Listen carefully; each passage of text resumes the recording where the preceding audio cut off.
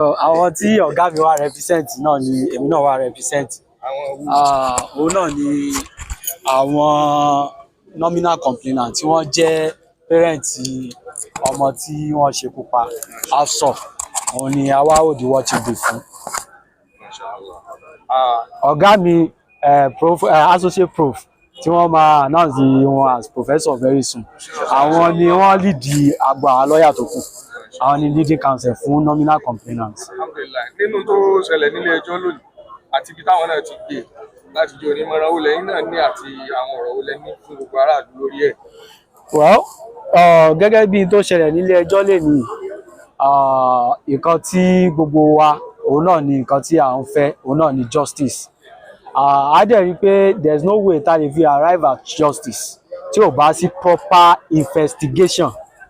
So in the course of pé kí wọ́n lè rí justice yẹn, òun ló fà á tí àwọn DSS tí wọ́n fi mú expert application wá sí court láti lè fi ṣe further investigation.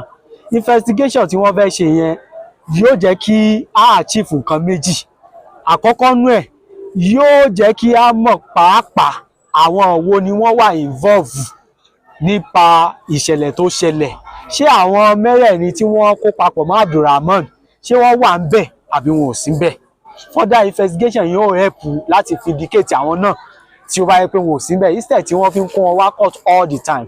Investigation yẹn ó lè help wọn láti lè tètè bọ́ nínú nǹkan tó wà yìí. Secondly, tó bá yẹ pé bá náwọn míì tó wà at large, tó yẹ pé àwọn míì wà ń bẹ̀ tí wọn ò tí ì mú wọn, tí wọ́n lọ farapamọ́, further investigation yìí yóò tètè reveal ẹ̀ láti jẹ́ kí ọwọ́ tẹ̀ wọ́n, láti jẹ́ ká mọ àwọn wo ni wọ́n wà nínú nǹkan tó ṣẹlẹ̀ yìí.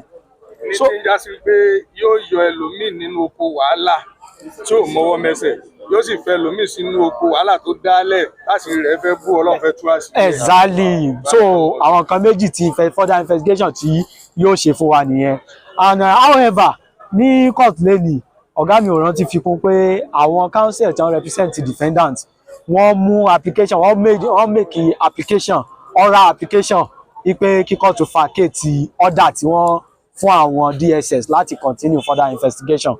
But prosecutor àwọn náà counter wọn láti pé kíní yìí òfin fàyè gbà pé kíyàn gba expert application tó sì tọ́ ni, nígbà tó yẹ pé nǹkan tó fẹ́ ṣe kì í ṣe nǹkan tí ò tọ́ lábẹ́ òfin, láti lè jẹ́ kí a rí justice tí gbogbo wa ń fẹ́, òun náà fi fẹ́ ṣe further investigation tó dẹ̀ wà allow lábẹ́ òfin wa.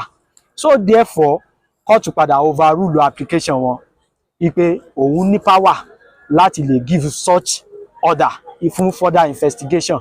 So nǹkan tí ó ṣẹlẹ̀ nìyẹn. Wọ́n dẹ̀ court today adjourn sí on the 9th of April, since tó yẹ pé the matter tí wọ́n file ní high court, ìyẹn this same matter tí wọ́n file sí high court is coming up on the 15th of April. So tó bá di 9th yẹn gẹ́gẹ́ bọ́gà mi ṣe sọ, wọ́n expect prosecutor kó wá inform court pé okay o, matter yẹn wọ́n ti file ẹ̀ properly ní high court, wọ́n dẹ̀ ti fún ní date kí wọ́n dẹ̀ wá bí wọ́n ṣe terminate ti magistrate court, since ti magistrate court tí wọ́n ní jurisdiction láti entertain case yẹn ab initio. Alhamdulillah, Ọlọ́run bá wa san ilé san lórí.